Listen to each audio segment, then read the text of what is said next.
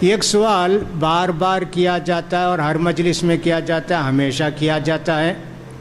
ان میں سے ایک سوال یہ بھی ہے کہ دوسرے مسلک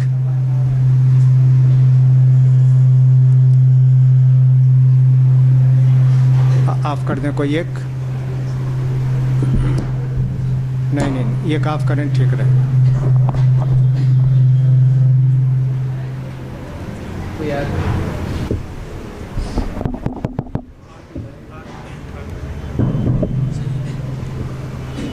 تو یہ سوال عام طور پر کیا جاتا ہے، اس کا جواب تو بہت طویل ہو سکتا ہے۔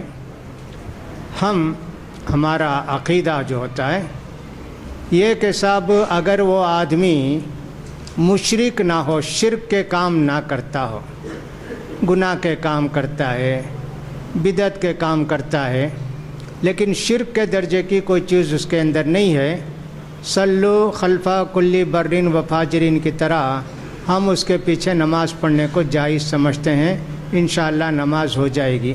لیکن جو آدمی کے شرک کے کام کرتا ہو، بہت متقی اپنے آپ کو سمجھتا ہو، کچھ بھی ہو، اس کے پیچھے ہم نماز پڑھنے کو جائز نہیں سمجھتے، نہیں پڑھتے۔ یہ میرا مختصر جواب تھا۔